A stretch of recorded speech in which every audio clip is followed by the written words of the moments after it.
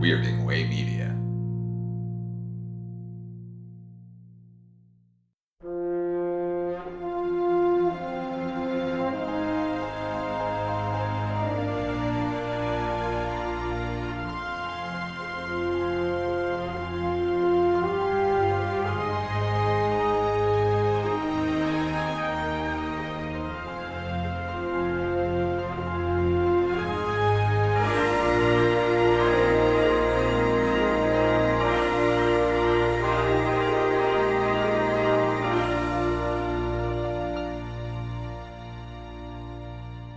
Welcome to episode 108 of the Filmumentaries podcast. This is your host, Jamie Benning, talking to you as usual from my house here outside London. This is the second of 3 episodes for August 2024. 3 episodes this month because in July I only got 1 episode out due to a big family holiday, as I mentioned in the previous episode. Welcome anyway, if this is your first time. If it is your first time, I'm kind of envious actually because you've got 108 episodes to listen to. Think of this as an archive of film history interviews for you to dip into. Yes, you will pick the name of the people you are interested in first, but I guarantee you'll find something to learn from people you've maybe never heard of. So just pick an episode at random and go for it, or carry on listening to this one and do that afterwards. Thank you to all of you lovely regular listeners, particularly those of you who support the podcast on Patreon. This is work, albeit work that I love, but it is work, and thanks to the 115 of you that support the podcast. My hope to expand this to 250 people by now has not transpired, but I'm not going anywhere just yet, so please, if you like the podcast, just throw $12 this way for an entire year of episodes. I really think that's good value. I mean, I've supported several projects on Kickstarter and on Patreon over the years, and if we want, those projects to thrive and to remain, that's what we need to do as fans. Alternatively, if you just want to donate, there is a donate button, a PayPal donate button over at filmumentaries.com. I really do appreciate your support. I went into London yesterday and met up with several friends. One was with Doug Weir at the BFI, friend of the podcast. Doug works in restoration and delivery at BFI. And the other friend, Nigel Smith, a radio and podcast producer. I met them both separately, but they both said something to me that took me aback. It was almost identical. They mentioned that they'd listened to the episode in which I talk about my visit to Skywalker Ranch, Lucasfilm and Rancho Obi-Wan, episode 101, all about their epic 3-day trip I took back in April. Both said that they loved the episode and that they found it really quite emotional.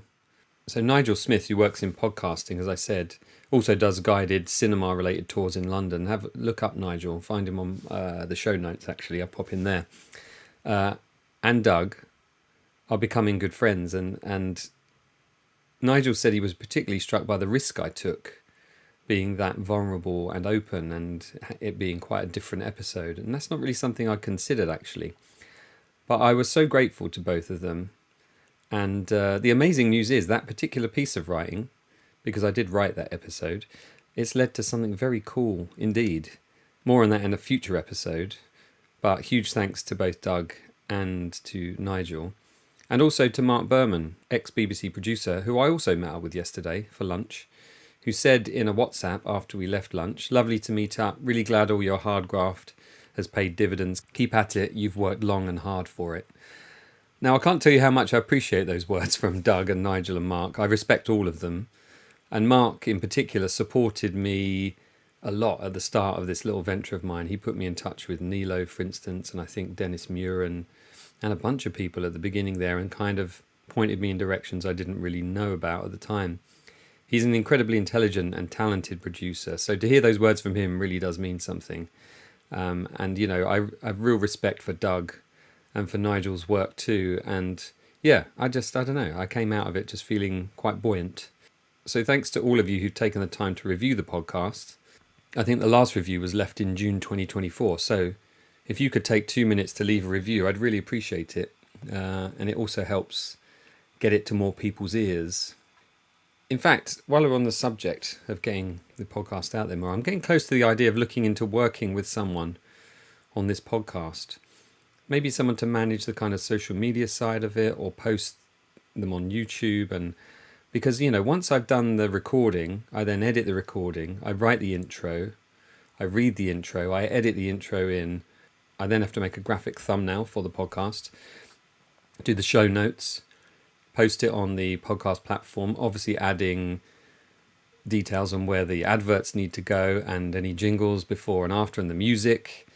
And then I have to post on Twitter and Facebook and Threads and Instagram. Then I do social media clips, and it's really taking longer and longer to do all of this work. So if that's something you might be interested in, or if you have experience in that area, please do get in touch. info@filmumentaries.com is the email address. In fact, if you have any questions or suggestions, use that same email address, info@filmumentaries.com. Or you can find me on Twitter @JamieSWB, or on Threads, Instagram, or Facebook as Filmumentaries. I just feel like I'm on the cusp of really getting this to more eyes and ears, and I just need a bit of assistance along the way. I would pay for it, by the way. I'm not making much money off the podcast really, but I'm making a little bit, and it feels like I need to use some of that to kind of plow back into the podcast directly, and maybe getting somebody to help me is the way to best spend that money. Okay, so for this episode, I chat with the talented and beautiful matte painter Jett Green. Jett joined ILM in the mid-80s and worked on a number of seminal films, including Temple of Doom, The Goonies, Howard the Duck, Labyrinth, Willow, so many. And later on in her career, she worked on a number of animation films doing environmental art, in particular for DreamWorks on films like How to Train Your Dragon, Rise of the Guardians, The Book of Life, all loved in this household actually. And Jett and I had a wonderful chat a few weeks ago. I think you're going to enjoy it. Big thanks, though, before I throw to the interview, to Jim Maxwell, friend of the podcast. Also, another friend I've made through this podcast. Jim and I chat quite a lot. Jim is a talented matte painter himself, a good guy, and we chat a lot about movies and life. And, we kind of, when we ask, how are you doing? We mean it, and we have a conversation about the ups and downs of life. So Jim was really kind and has been very kind in the past, giving me details of a few guests and putting me in touch with them, Jett being one of them. So Jim, thanks as always, and I appreciate your friendship and your help in and support in me doing this podcast. So here's my conversation with Jett Green, and I'll be back at the end for a bit more jabbering on.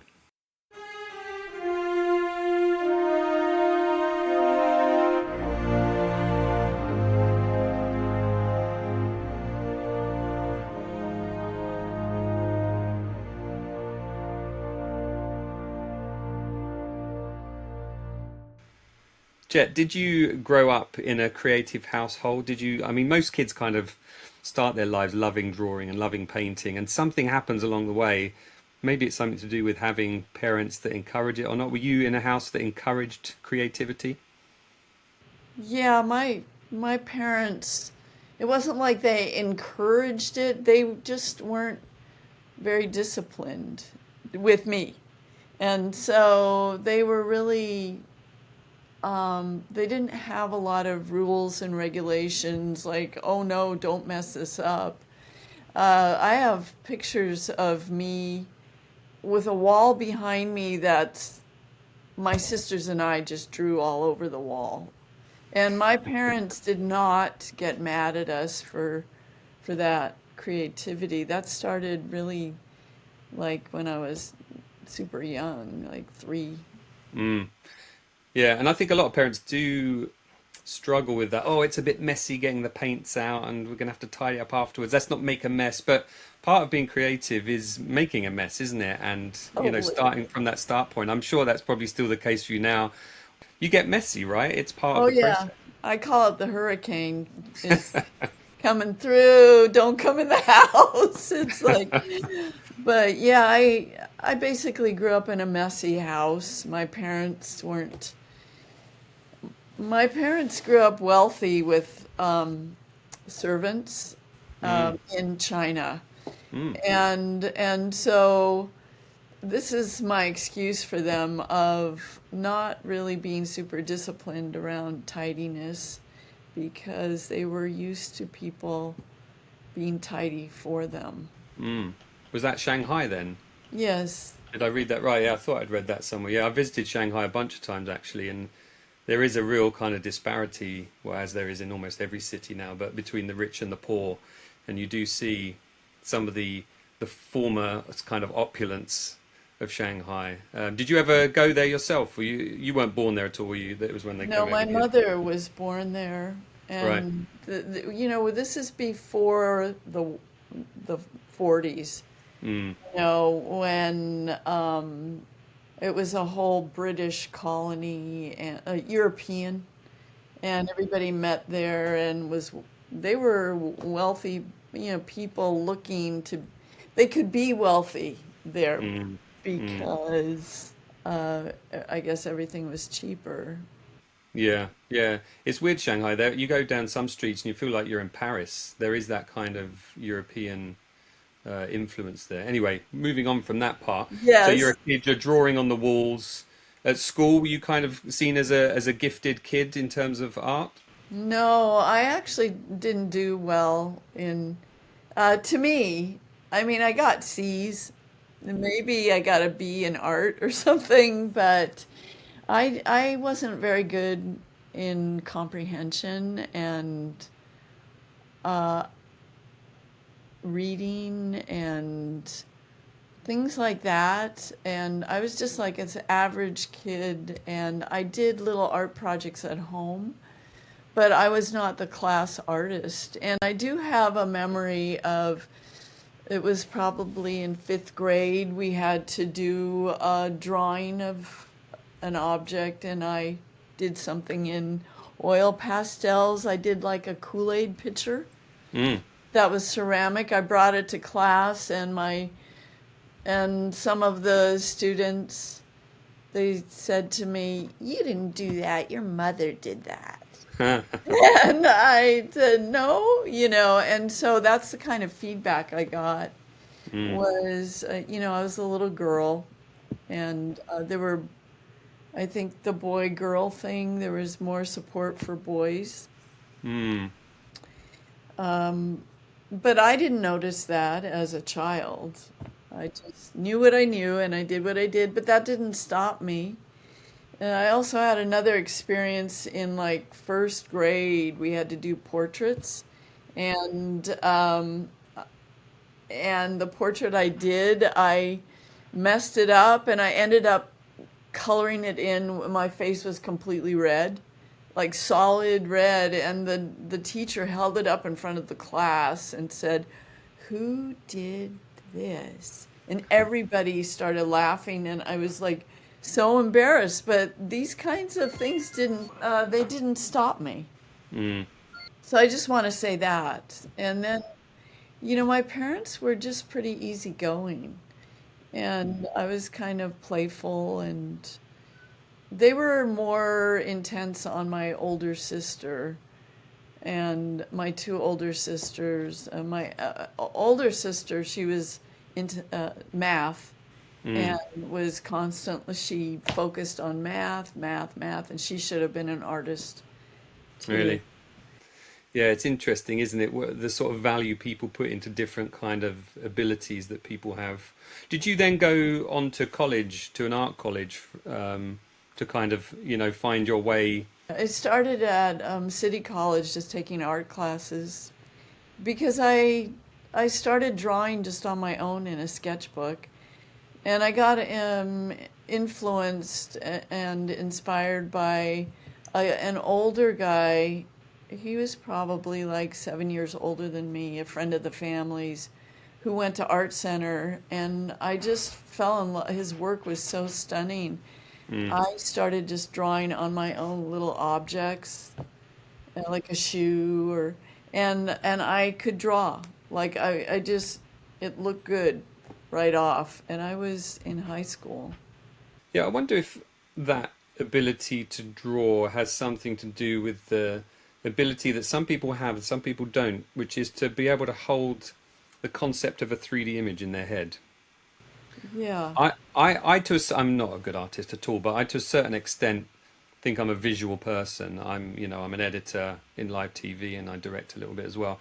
And I'm looking at sort of composition and what's going to work alongside another image. So I have a certain sort of visual idea, but I can't really hold a 3D image in my head. Do you find yourself visualizing, or is the pencil or the paintbrush like the output stream, if you like? Is that, if that makes sense? Well, there's like this, if I take an object, um, you know, if I take an object and set it down and want to draw it exactly as it is, there's a lot of focus. It's like a meditation, Mm, and it's the ability to analyze and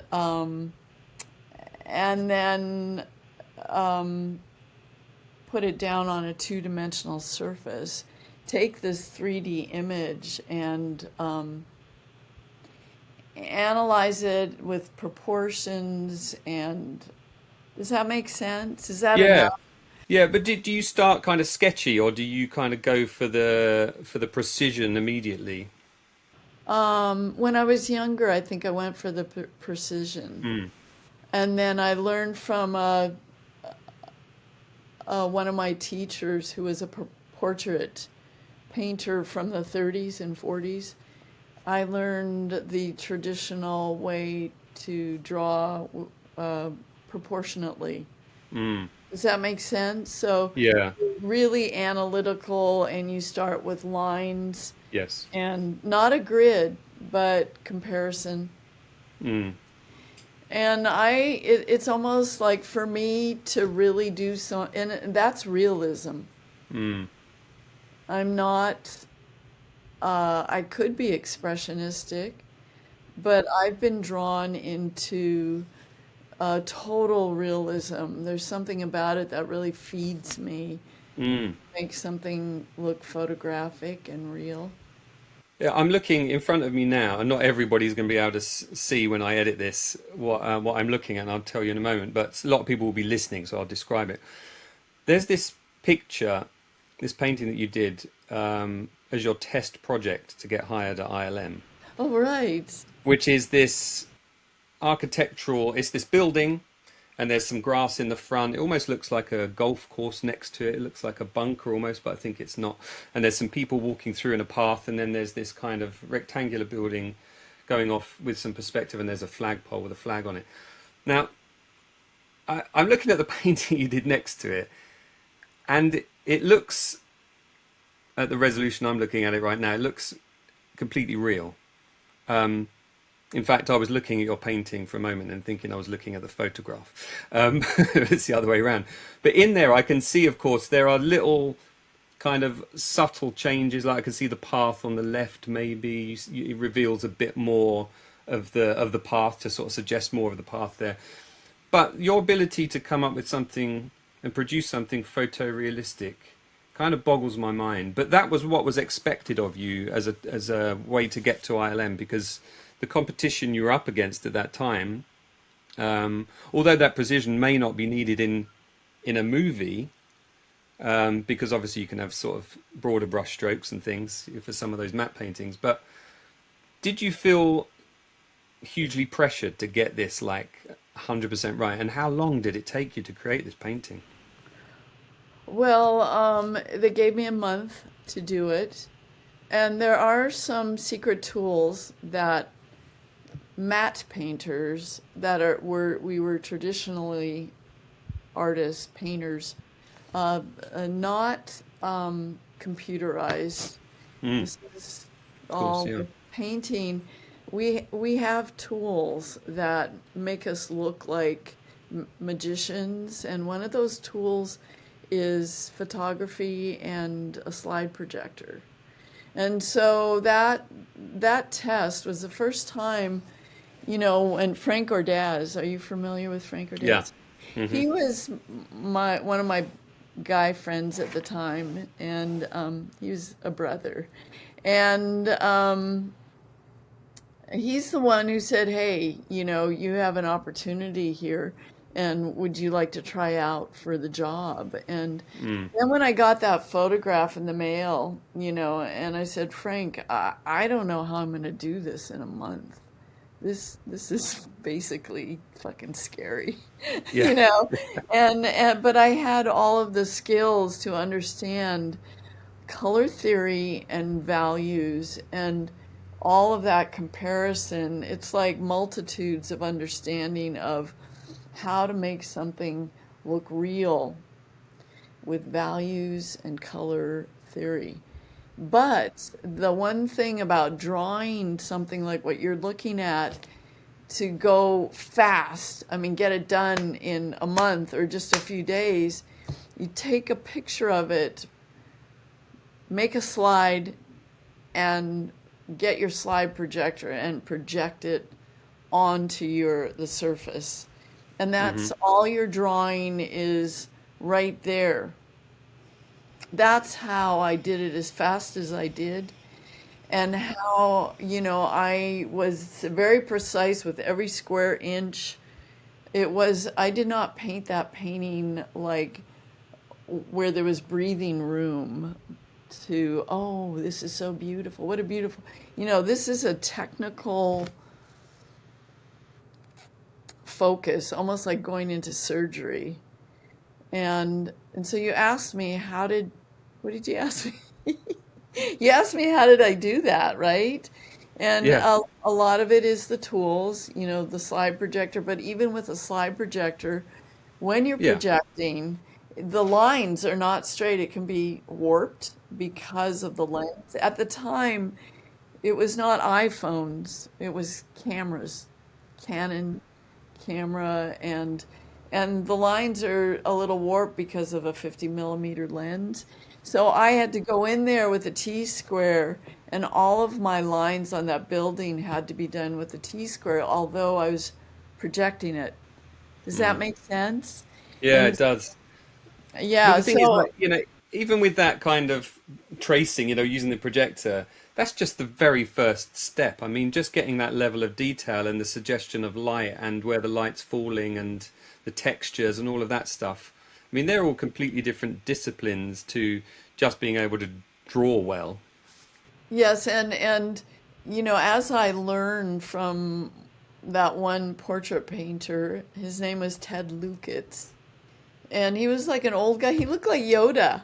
When I was taking from him in my 20s, he was probably in his 60s, but I thought he was in his 80s, Well, yeah, and when you were 60 back then, you were sort of 85 now, if you know what I mean. I think people were older when. Yeah, back in the 70s. Yeah. Yeah, but I have to say there's a method. You start with the sky, and then how does the sky affect all of the forms? What is the weather? Is it a clear sunny day? Is it, you have to have all these questions that are answered in your head. And back then, I was basically just copying.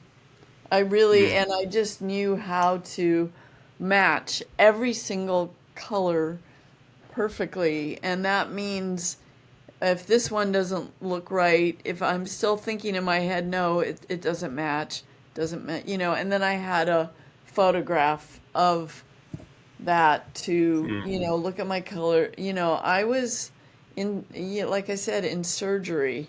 Yeah. And Yeah. I spent a full month of my time every day, over 10 hours a day doing that. Wow. Do you And remember that moment giving it in to Frank and the kind of the response? well, I sent it. And I remember while I was doing that painting, I thought, if this is matte painting, because I didn't know anything about matte painting. Mm. I didn't know anything about cameras or film. I was a newbie, and that's probably why Frank called me. I was like a perfect little seedling for them to, you know, bring up and uh, teach, basically. And so I sent it to them. It was like due. I spent a full month, and I sent it FedEx. I remember it was $50, and that was a lot of money at the time. How And big was it, by the way? um, God, well, I can just say it's uh, I don't know. It's see, I the actual photograph was 11 by 11 inches, Right. and I had to blow it up twice the size. Mm-hmm. So it was probably almost 2 feet by 2 feet. I still have that piece Oh, yeah? hanging in my studio. Yeah, Very cool. and so Frank got it, and Frank was feisty. I'm gonna say it like that. Frank was like, "It looks good, but it looks like you spilled something in the sky." And I freaked out. Did you spill some coffee in the sky? And I said, "Are you kidding?" I had, I think maybe either he was jealous. I don't know where that came from, but I said, do you want to send it back and I'll fix it? And he goes, no, it's okay. I think he was a little bit like, oh, this is really good. Mm. And people say funny things. Yes. I don't know whether it's jealousy or in competition or what, but I thought that was the weirdest. And I did have a cloud in the sky it's in that photograph that looks kind of mushy. Mm. So I did it that way. And this was like 83, 84, was it around Yeah, then? Yeah. it was almost 84. It was the summer. Mm. So you're walking into a department that's like Michael Pangrazio, Chris Evans, David Fincher, Craig Barron. No, I mean, David Fincher was not there. oh, he came later. He came later Right. as a, just a helper, Yeah. an assistant cameraman. But a very male-dominated industry and a very male-dominated department in particular, the Met department at ILM then. Was that difficult navigating that when you first Well, arrived? I had already been at a sweatshop in Georgia, in Atlanta, Georgia. There was like seven, I was the only woman, young and pretty, Mm. but I didn't consider that at the time.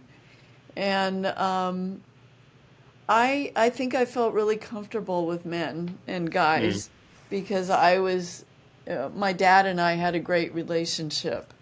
Mm. My dad was the one who encouraged me. My dad never put me down. He was a really kind father.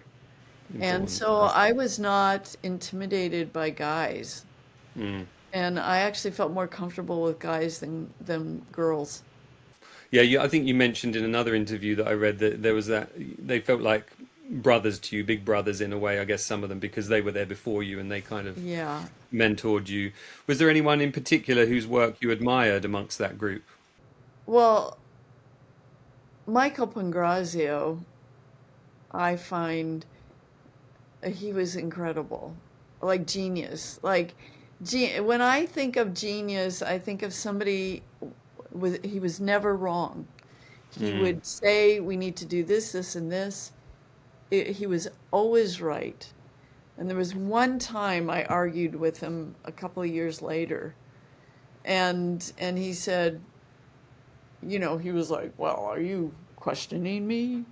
And then I said, well, you always told me to question authority. Because he would have these little lessons that he would tell me along the way. And he was like the brothers I never had, and those guys were good guys. They were not, uh, they had good boundaries. They were not the kind of guys that pinched your butt or anything like that. Had integrity. Hmm. And I was really lucky. All of them. I miss those guys. I think I've talked to quite a lot of people that worked at ILM at the time, including Michael and Craig Barron and Phil Tippett and Ken Ralston. And a lot of them, and I've talked about this a lot on this podcast, people seem to have been employed obviously on the basis of their talent, but also a personality type in a way. And a lot of people that went on to other effects houses and into other industries talk about missing that kind of collegiate kind of feel that ILM had at the time. Is that something you experienced when you were there too? Can you describe what you mean by collegiate? Even though I kind of get it, but can you be? Yeah, I guess what I mean by that is a kind of a fraternity kind of feel, like you're all in it together, you're looking after each other. You're not necessarily, I mean, of course there's competition, but you're not necessarily there to, outdo each other in some sort of nefarious way. More that you have a support network, I guess. I guess so. I mean, in the model shop, I'm friends with those guys still. Some of those Mm. guys in the model shop, again, they're also good people, my brothers. And in fact, I'm going to go to Lauren Peterson's 80th birthday in Awesome. September. I And I just hung out with Lorne. I was just at the ranch in when was it, April or May? I got invited out to Skywalker Ranch, and Lorne, who I'd interviewed a couple of times, he said, "Oh well, if you're coming to the ranch, Jamie, I'll come and hang out there with you." And he turned up at the ranch and took me round, and he's just the best. He's such a great he guy. is. He's just, and you asked me, the kind of person that worked there at the time. And I felt pretty innocent. Mm. Like I was 30. I just turned 30 and at the time in the 80s, it was earthy. People cared about things in, I don't know how to describe it. They weren't preoccupied. They were preoccupied with their art form, and they were all very, I think, very confident because they saw results and they had already won Academy Awards. Mm. Mm. And I know there were little feisty spatters between the guys with the uppers, and the Mm. management and but everybody did their best, and I think everybody loved being there and working for George. Mm. And George was really pretty cool. I mean, even though, when he came around, we'd all get inspired. I mean, his movies already won awards, so it's this wonderful camaraderie, or I just felt so honored to be there. I would have done can I wash your brushes? But I was never asked to go below the belt. It was always, like I said, respectful with integrity. And, I got teased. Michael would tease me, but the way he teased me was, like about how high my voice was, or, it wasn't, he would tease me about being a girl, or, Which probably says more about Michael than it does about you in a way, It's like, yeah. that's what I always think with those kind of tactics, I tell that to my daughters all the time. Or so and so said this to me, and I said, yeah, but they're not really saying that about you. They're revealing something about themselves, which is often the case. Well, Um, th- that first film that you got put on then, was that Temple of Doom?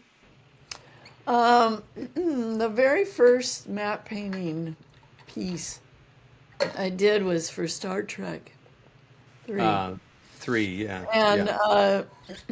I was so scared. They gave me a piece of glass, and Craig set me up, and I had to paint a set extension for some pillars. Uh-huh. I don't even remember. It was just why or what. They just said, this is probably the part that's, nowadays that would be considered not okay, but, you're the girl, just paint. Mm. In other words, you don't need to know anything, just paint, okay? And okay. So I would just, you'd be given something and just, put the set extension of these pillars, and that was such a big deal for me. I was so intimidated and nervous, but I did it, It was Excellent. all there. And did that then lead to, did you do the Golden Gate Bridge painting for That that was movie? later. Was That it was later? later on, but it was Star Trek 3, The Mm. NeverEnding Story, and Temple of Mm. Doom. Those were the three movies in at the time. Mm-hmm. And I was an apprentice, so I would be given something and guided by Michael. I mean, how lucky could that be? And then Chris Evans would bail me out if I screwed up. And I screwed up many times. That's how you learn is you make Absolutely. mistakes. Yeah. But yeah. Do you know, the first time I became aware of your work, and I've mentioned this program many times, is there was a show called How to Film the Impossible, where they went to ILM and they shot some stuff of you guys there, and it was Temple of Doom, and I think it was a bit of Return of the Jedi as well that came before it. And there's a moment where I think in the British version there's a British voiceover, in the American version there's an American voiceover, and the British guy says, "This is Caroline Green. She painted this marvelous matte painting," and it's that straight to that shot of your matte painting. I think there's a moment of you painting, and then it shows that painting where the flood comes out and Harrison Ford's there, The and cliff. yeah, the cliff. I mean, that blew me away as a kid seeing that. I remember I was at my grandparents' house just idly watching TV one Saturday afternoon. I was like, "That's a painting!" Like it kind of blew my mind. Did you get to see the actual footage that you were going to be working with beforehand, or did you just get a still of it? Did you get a 35mm, 70mm still of it? We'll be right back.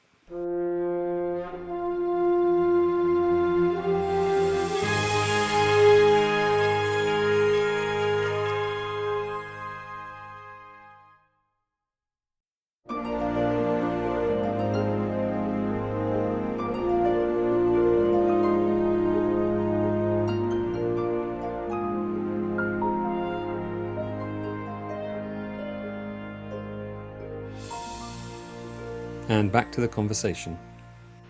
There was all different ways to deal with matte painting Mm, traditionally at the time. And, usually like Michael or Chris Evans would do sketches about that big, mm, hmm like concept art. And then we would have meetings all the time, just us, just the four or five of us. And Michael and Chris Evans were the ones who were looking at the concept art that was done by the art director, and then they would redo the concept art as a matte painter, how it could look, mm. um, and then everybody chooses, well, which one do you want? I'll take that one. And of course, Michael and Chris would get the big ones, the candy shots. And I was an apprentice, and so maybe I get a set extension. And then Michael would put me on something as crazy as that cliff shot. And Mm. I would just say, okay. And there were several cliff shots that I did from an extension going down the face. Do you know about those? And Mm. Chris Evans was doing some of those, and then Michael would put me on a medium-sized one, and then there was that huge cliff face. And I swear to God, every matte painting I've ever done, it seems like I'm sitting there going, I really don't know what to do. And it's just the way I work. It's almost like I channel in what has to be done. So I started painting on it. Okay, you want to know the truth about that shot? I don't know if you read what I've written about that before, but I think Michael was putting me on the big shots to help me learn. But he knew that if I screwed up, he would just take over. And I'm actually starting the shots for him, and while he's working on another shot. So it was a collaboration of all of us sometimes, especially because I was an apprentice. So sometimes the apprentice is in a position to start the shot up while the big guy is working on a bigger shot. Right. Then when I've taken it as far as I can go, then he takes over. So on that cliff shot, I was working on it, and we would have these critiques that were very truthful. And Michael said, "It looks like peanut butter. We have to fix this." And I would just go home and practice saying, "Okay," or I would practice saying, "Yes," but you just don't argue ever. Yeah, You yeah, know, they're paying you, and arguing causes more tension, and you know what I mean by the. So I would just agree. And so Michael took over. I had painted a lot of it, and I just didn't understand, because you have to make up stuff. You can't, and usually I use photographs. mm, There was no photograph for this cliff face. yeah, I would just look at, books and things. So Michael took over and put lighting in it, like cast shadows. And I was like, wow. And that's how I learned, was watching him. And then Michael got tired of working on it, and he said, I can't. This looks terrible. I can't work on this anymore. And he was, that's what I learned from Michael, was you're never satisfied. Going, never give up. Just keep going and working on it. So he gave it to Chris Evans, and Chris Evans put final touches, probably lighting that would make it look more punchy, or so there was three of us who worked on that. But it looks like I did the whole thing because they have that picture of me in all the yeah, books. yeah, yeah. But did that So happen? Did that happen regularly then, where you would all work together as a team on a painting, or was that quite unusual? no, it wasn't unusual, and it wasn't regular. We did anything to get the job done. I've told students this, you uh, copy, steal, you know, anything to make it look realistic, and anything to get it done and make it look excellent. Mm, mm. And but that was one piece that I always have to correct people and say I did not work on that completely. I had, my people, Michael and Chris Evans were top of the line, so that's why that piece looks so cool. That's a cool story, though. When you're doing these paintings and you're kind of sort of, in your sort of physical and mental bunker almost, you're working on something and you're in your meditative space. Do you feel connected to the movie when you're doing this work? Because you're not going on the set, you're not seeing dailies, you're kind of so focused on this. I just wonder how you manage to stay sort of connected and make sure it fits within the movie. Well, that's where Craig Barron came in. I mean, as in the beginning, you always Craig would have the film clips or whatever. There's different ways of doing traditional matte painting, Mm, but mostly we take one film clip, we project it, and figure out where the live action was going to be. And what type of matte painting? Is it going to be rear projected? Is it going to be latent image? Is it, going to be optically put together? mm. And Craig would be, Just one thing. When you say latent image, is that when it's actually like in front of the camera and you shoot through it? Is that what latent image means? Yeah. yeah, and where they shoot the film of the live action, and half of that film is blackened out, so it doesn't get exposed. And that's where it gets exposed again with the painting in it. So it's Hmm. one to one, and there's no graininess. That latent image was one of the favorite ways of doing something that would, you know, uh, Craig would always talk about. Craig and Michael loved that Mm, process. mm. You Does give a that good make result. sense? Yeah, it does. Yeah. I remember also seeing in that same TV documentary the Ewok village, which I know is not one of yours, but just them lining up the kind of live action plates in the little holes that had been kind of left in the painting. Um, Sorry, I jumped in on you as you were saying something then. Well, we also had, it was always looking at the photograph of the live action in a still image, and then we had to match it.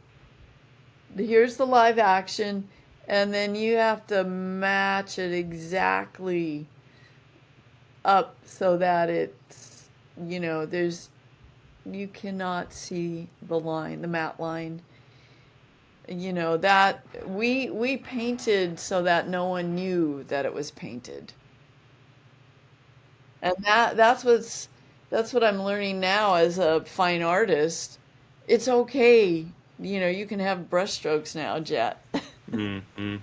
Hey, you mentioned Craig Barron there a minute ago. Do you know, I do my research, Jet, and I emailed Craig and Yes. said, I was having a chat with you, and this is his reply, right? He said, Jet is an exceptional matte painter and will make for a fantastic interview. Although she could have easily been overwhelmed at ILM while learning her craft under Pangrazio and Evans, her remarkable talent allowed her to always create amazing shots. I Oh, just thought I'd pass on the love. oh, that's so sweet. Yeah, he saw what I went through. I mean, I think we all went through it. I don't know where that comes from, the ability to be under so much pressure and be creative Mm. and produce on time. And that's where a team comes in. Yeah. And you were talking earlier on as well about that kind of always thinking, I don't know how I'm going to do this, but there's this sort of weird kind of self trust, innate trust that you will figure it out. And that is something that I think is taken away from some people at some point in life, whether it's through their parents' influence or their colleagues or partners or whatever. But I don't know. I'm just thinking of like there's a little gate still open in your mind that allows you to kind of work like Well, that. I'll call it my antenna. I Mm, mean, that's what I call it. I have antenna, and I always do this. And it is trusting the intuition and the voice that comes in. I mean, and matte painting or painting is in the moment, in the unknown, the emptiness, and you have to be willing to stand in that vortex of the unknown. When you're getting beamed up somewhere, you have to be willing to stand there and just go, I don't know anything. And then all of a sudden a thought will come in, oh, just paint in the sky. Just start with the basic sky tone. Oh, now, oh, okay. Now do a grad. And now, and Chris Evans taught me a lot of matte painting techniques, whereas Michael taught me more about how to make something look good. mm. But the techniques of loose brush strokes that on film at the time would just kind of come together on film. Mm. You could just use a sponge or something and be really loose. And, I that's where Chris Evans taught me all these different things that way. I Yeah, basically know how to paint. I was quite surprised recently when I was at Lucasfilm. They had a few of Mike's and Chris's paintings there on display. I think there was Which one from one? Jurassic Park that Oh, Chris had done. I think there was the one from E.T. of the kind of the city, the town below, where they punched holes in it and put lights behind and stuff like that. And I was quite struck about how, on loose. the film image, how crisp it looks, but actually in reality, there's some quite broad strokes in there. It's very loose. But it's about what you know can convince the audience and works for the camera. You don't have to be mega precise, and that's an art in itself, I would imagine. Yes, and it comes naturally when I've been in love with painting forever. And I people sometimes say to me, "Did you ever get married?"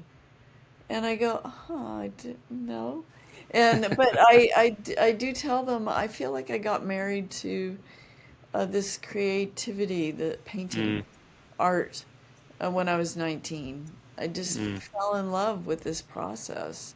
And so these brush strokes and the looseness, it's all a part of, by then, I had been painting for like, I don't know, almost 10 years, mm, just, in art school and everything. And so there's some natural thing that happens when you feel confident, it flows loosely and you mm, know how loose you don't think about it basically. You're channeling, and for lack of a better word, I feel like a lot of matte painting for me has been in the moment, it just channels through.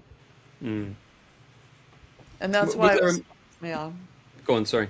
It was hard for me to teach matte painting because I would have to give um, demonstrations, and I'd just be sitting there, and I had to do step one, step two, step three, step four, because um, in reality, when I'm matte painting, it's all in the moment, like decisions that come. Oh, let's try this. Oh my God, I'm going to go there. Oh, maybe I Mm, can find some reference here. I mean, it's all in the moment for me personally. mm. Was there a particular piece or a particular film you worked on where you felt in yourself, I'm getting this now. I've honed my skills to a point where I'm feeling more confident. It took me about 3 years. Um, and I remember on Howard the Duck. Ah, Howard, with the telescope, right? yeah, on of Yeah. all movies, and yeah, I projected that telescope. I found, I just found a way to make extend it and do it.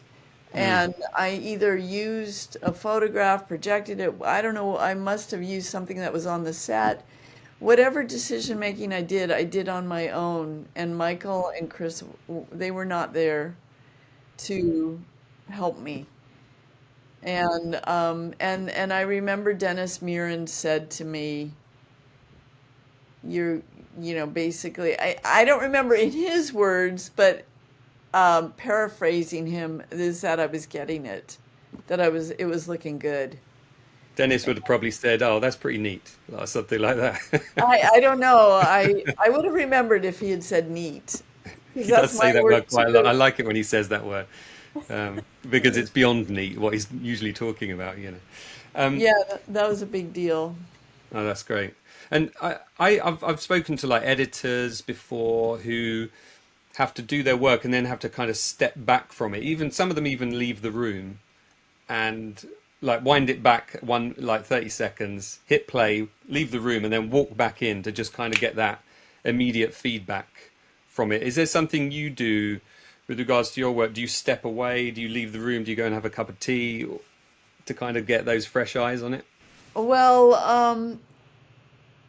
when I was matte painting back then, um, I remember saying to Michael, Michael, we all would always talk about how hard it was. Mm, And I said, it's kind of like chocolate cake. I really love chocolate cake, but I feel like it's being shoved down my throat. And I think what Fresh Eyes for us at the time in that group, we had critiques like every morning, every other morning, and we'd look at the work, and Craig would bring it up, and those were my fresh eyes. Was the critique of the guys, mm, because it was really hard. I call it snowblind. It's really hard to see it after a while, and you don't want to overwork something, and so. There is something that if I needed to step back, I'd go take a break, walk around the building, go eat something, go have lunch. Sometimes I would stay after hours. In fact, I mm, was the only one that would ever do that. really? Everybody would leave on time at 7, and I would be like, okay, they're going to leave. I'm going to stay here and work all night if I have to, because I could feel like I could think better if no one was telling me what to do or talking or walking by, or Michael wasn't standing there staring at what I was doing. And sometimes, often I would sleep overnight in the lunchroom. Really. But the thing is, when work finishes, there's other things that are going on in that building. I'm sure certain, people are being invited into the building, maybe some stars, maybe some directors to be shown certain No, things, no, that's during the day. right? No, after 7, everybody left. Really, And everybody's gone. once in a while, I remember meeting Cameron Noble. Hmm. Yeah, are you familiar with Cameron? Yeah. Uh, I remember I was upstairs in the mat department and I heard somebody downstairs in animation or something, and that's when I met Cameron. I said, "What are you doing here? Working?" And there's something, I was so devoted. We were devoted. We loved our work. We loved the fact that we were working on the best movies in the world. I mean, we were like, you want to devote. I felt that. It was very inspiring. You talk about working on the greatest movies. I mean, the list of movies that you worked on is kind of staggering. I mean, I was looking through it again today, just going like all of these movies mean a lot to me. Temple of Doom, NeverEnding Story, The Goonies, Labyrinth. I mean, that shot, that painting you did for the maze in Labyrinth. I mean, you talk about initially doing scene extensions and things like that, but then you're doing paintings for one, Labyrinth is a good example where you're just setting the scene. You're showing the peril that the characters are in. I mean, this is full front stage, isn't it, by this point? Yes, and I have to say that when I was working on those films, we didn't know that if they were going to make it or not. I mean, we Mm, just knew the past did.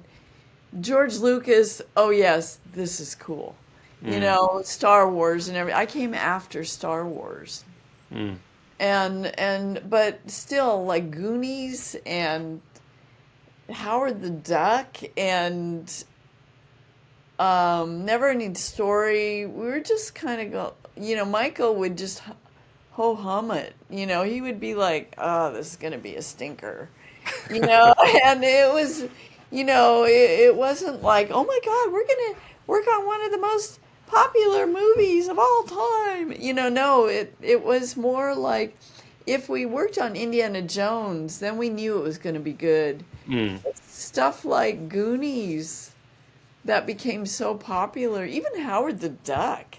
Mm. I've heard there's a following, or These people. films are still talked about to a great extent. I was talking to somebody about Howard the Duck the other day. I don't Oh, know and what at it the is. time we were just like, "Oh my God, this is terrible. Oh my God, why am I working on this movie? Why is one of my favorite paintings in Howard the Duck?" But then as the years went on, it was like, holy moly, people love that. And then young Sherlock Holmes, or Oh yeah, yeah. yeah, that was with the stained glass man. Mm. That was a first. And I remember Chris Evans. One day, Chris Evans, we were all in the same studio space working. We'd all be really super quiet painting. And one day, Chris Evans just disappeared for a whole day. And he came back in the afternoon. I said, "Chris, where have you been?" And he said, "You wouldn't believe what I just did.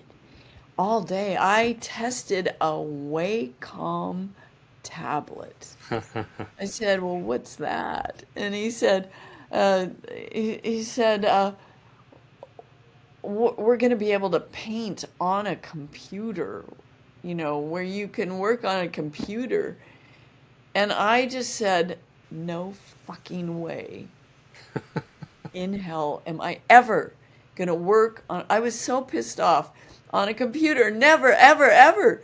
But years later, in 1998, I started working on a computer and I thought, "Oh, this is kind of cool, actually."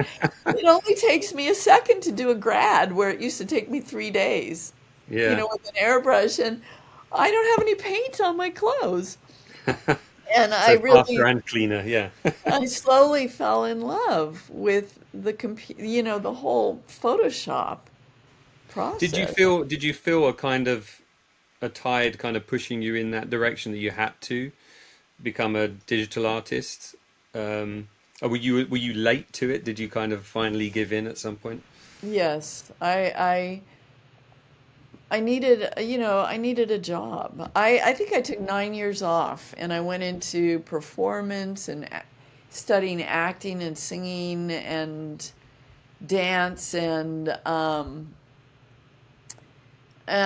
I financially, I just like, I said out loud, I need a job again, and I ran into somebody who worked in the model shop. He was like the supervisor in the model shop at the time, and I said, "Do you need anybody?" I ran into him at my mechanic's shop in San Anselmo, and he said, "Call me," and I that was my way in. It was really hard to get back into ILM after I left. It was like nobody knew me. It was like starting all over again. And I started off in the model shop in 1998 and just doing flowers on Theed City Hmm. for that Star Wars. The You know Phantom which one Menace, I'm yeah. talking Mm, about. mm, And and then I ran into Paul Houston, yeah. and Paul Houston said, "You should come back into the mat department." And I said, "Well, I don't know the computer very well." And they let me back in. Wow. And I was hobbling in Photoshop with like three tools, using painting skills and just using three tools. And every once in a while, I'd learn a new one. Mm. But it was a funny transition. Did you have to take classes then, or was it the people around you that helped you, or a bit of both? Both, both. I didn't do extensive classes because basically, as a matte painter, I should have been taught by a matte painter how to use Photoshop because there's matte painting things that you do to do what we Yeah, do. Um, yeah. Does that make yeah. sense?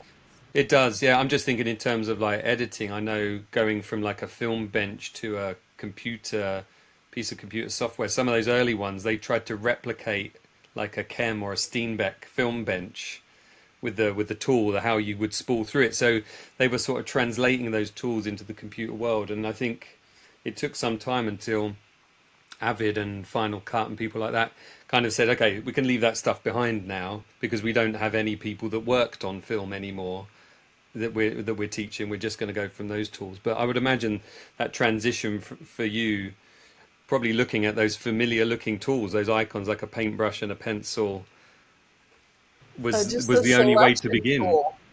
Yeah. The selection tool and how to select. And then Brian Flora. Are you familiar with Brian Flora? No. He's a great matte painter. He's a good one if you want to Hmm. interview. Yeah. He did all the concept work for the second set of Star Wars, and Okay. Yeah. some of the most beautiful Theed City matte paintings were Brian Flora. And but I remember the tools specific to the guys who taught me the tool. Huh. And Brian Flora taught me this thing about alpha channels and selections and how to take a photograph and selecting a cloud Hmm. in alpha channel. That's a Brian Flora, he taught me that. And yeah, Did you it's ever get involved in the concept work at all as an artist? um no. I tried, but I don't think I was actually, there's something about me needing, I don't think I was good enough to tell you the truth. Hmm. I mean, there's, Joe Johnston was the guy at the time. And then Chris Evans and Michael. And I think I was so intimidated by how amazing they were. And now I think I could, but I still couldn't keep up with those guys. They were that genius level. Mm. I can do my own concept work for my own paintings, but there's something for me that is intimidating, to Mm. be honest with you. Mm. Yeah. When you moved on to working in animation, my daughter was so excited by the way that I was talking to somebody who worked on How to Train Your Dragon. She was very pleased about that. When you moved on to animation, did you find that moving away from that sort of trying to reach photorealism allowed you to be more creative, or are you still kind of hemmed in by the production designer and art director's kind of requirements? Well, the cool thing about animation at the time was like, uh, there's something more freeing about it, although very uptight at the same time. So you have art directors at DreamWorks that are so over the top amazing with color. And they would have all their color keys, and the sky has to be, if it has to be like moving from light yellow into a green, and the green has to be just with a little pink and a percentage. It was very, very microscopic. But the part about it that was really cool was it it has to have realism, but doesn't have to be photorealistic. Mm. This is so there was a funness in it for me, the colorfulness of it. And there was one art director, God, I don't remember her name at DreamWorks. She was incredible. And I'd be in critiques with her, and I would be just working on a sky, and the clouds had to be, they have to go at a 40-degree diagonal. And I'd say, and then she'd say, and the blue is a little bit too red. And then I'd say, well, how much percentage less? Well, maybe 5%. I mean, that was the kind of conversation. I think I Wow. recorded a critique at DreamWorks once, and it was so amazing how uptight around these percentages of, but at the same time, there's something freeing about animation. Mm. And I noticed at DreamWorks, people actually at lunchtime were laughing, like having fun. Whereas when you're a matte painter at ILM, it's like, just very focused and serious. And when you were just going back to that then in ILM, when you were matte painting, were you on your own in a room, or were you sharing the space with the other artists? In the beginning with traditional painting, we were all in the same space together. Mm. Our easels, we had like 10-foot easels. And mine was next to Michael's, and then there was Chris Evans, and behind me was Frank Ordaz. Hmm. And then eventually Sean Joyce came in the next room. Then I was put in the next room. So yeah, we shared rooms. Mm. When it was computerized, it was more isolated and dark. Yeah, you had your Yeah. booth kind of thing. Yeah, yeah, which I guess stifles a little bit creatively, not having that sort of people to bounce off, but at the same time, maybe gives you a chance for more focus when you're on your own. So Yeah, maybe a bit of privacy. give and take. Yeah, yeah. Yeah. Are you worked in animation for a number of years then. What kind of made you decide you'd had enough of that and you wanted to move on to doing other work? Was there a particular moment or a Well, particular reason? I'll be honest with you. It's not like I moved on. They lay people off. Sure. There was a Yeah. huge layoff at DreamWorks, and Mm. you'd hear about there's going to be a big layoff. And that was like in 2004 or something. I think maybe 2005, Mm. and if you didn't get laid off, it was like phew. And then all of a sudden, or my supervisor Ron Brown at DreamWorks, he got laid off. Mm. And so then with that comes in a new supervisor, and they want to hire their people. And so I have to say, there was one time when I went on a break, and the there was like a manager above all managers, and he said to me, if you're gone too long, uh, you might not be able to come back. I said, that's okay. Like, because I knew when I go into burning out, that means I'm not going to do good work, and that means Mm. my reputation might suffer. And Yeah. that means I might get mad at people, irritated. And so I knew when I was feeling like I just need to not do this for a while. And that was like in 2005-ish. Mm. Like there was a layoff, but then that was there was a time where I went to Santa Barbara and I was working at home. And I would drive down to LA, get critiques and go back to Santa Barbara, and then eventually, they just didn't need me. They Mm. wanted to use somebody else. And okay, and this is that thread is that I was not keeping up on Maya and different programs that I needed to know as an environmentalist.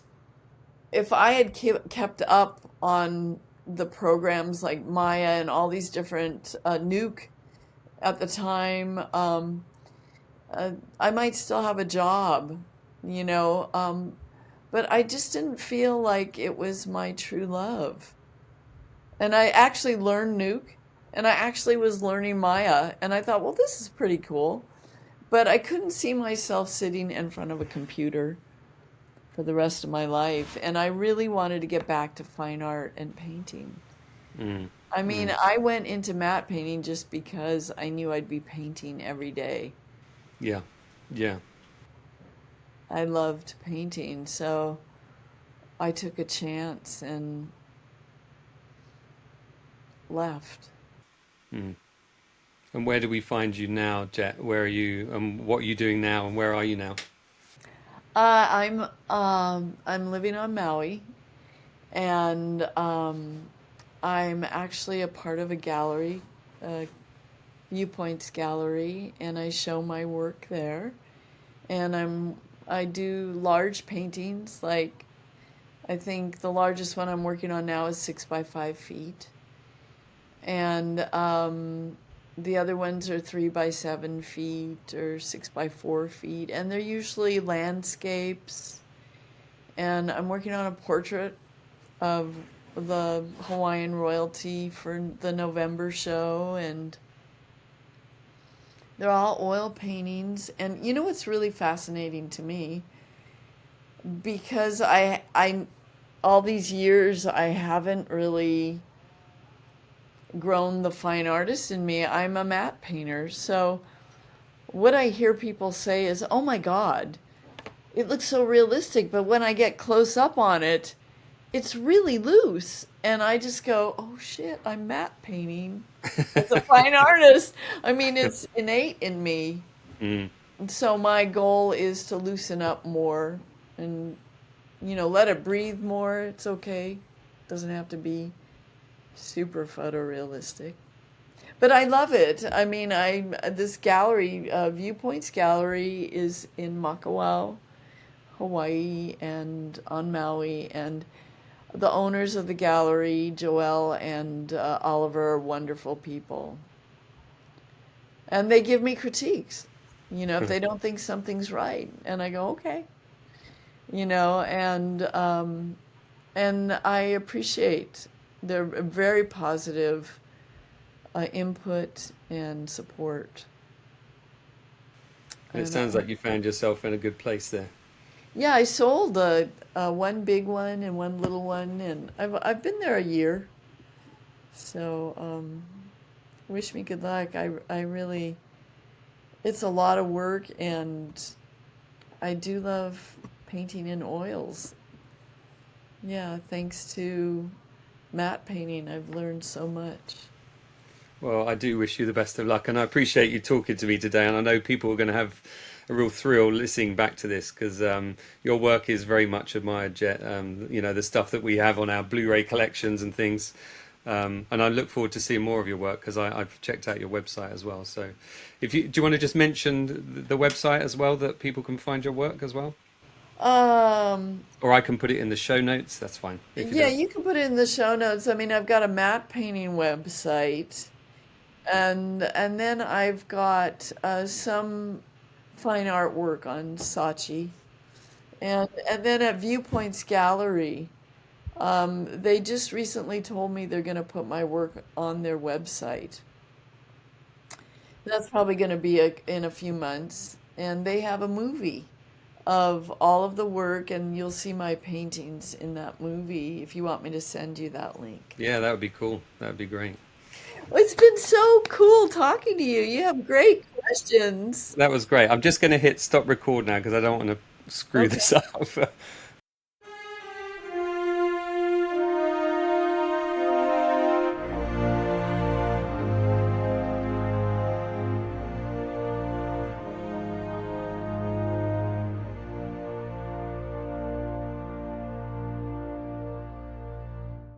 Well, I hope you enjoyed my conversation with Jett Green there. She was great to talk to, as I'm sure you heard. And, just taking the time to research and really look at her work was just a treat. I mean, there's so many of those paintings that I've seen hundreds of times watching those movies, and I've never stopped to really kind of appreciate them. And I hope you'll do the same. So I've left some details of her matte painting site and her Viewpoints gallery in Maui link as well. So do check those out when you get the chance. Thanks to Jett for her time. And enjoy Lorne's party in September, his 80th party. I did chat to Lorne afterwards, and he was saying, what a gem Jett is, and she's just the best. There's just a lot of love between a lot of these people. Next up on the podcast, as I said earlier, is my chat with Doug Weir, remastering and delivery lead at BFI, and we were joined by his colleague Kieran Webb, head of conservation at BFI. We talked about their work, of course, but specifically about a special 35mm restoration print of the 1933 classic King Kong that they're screening at the BFI here in London in September. King Kong, of course, is always one of those films that's mentioned by some of those ILM founders as being a huge inspiration to them when they were kids.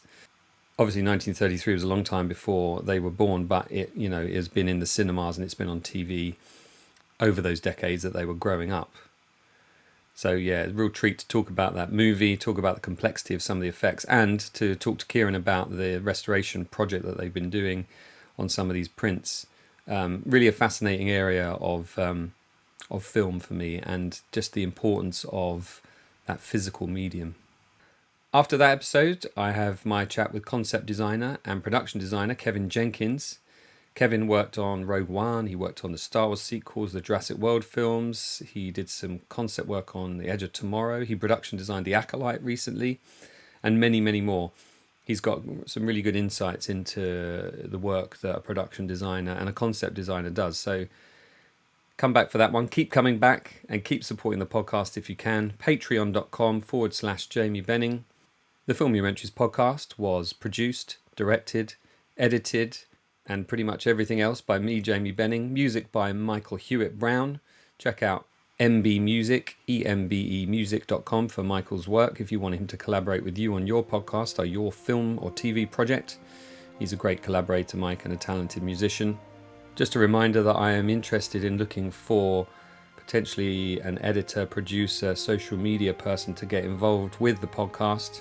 It will be paid work, it won't be a huge amount, but if we grow that podcast together, then that's going to increase. So give me a shout if you're interested. info@filmumentaries.com. And thanks for joining me, and I hope you can do so for the next episode of the Filmumentaries podcast.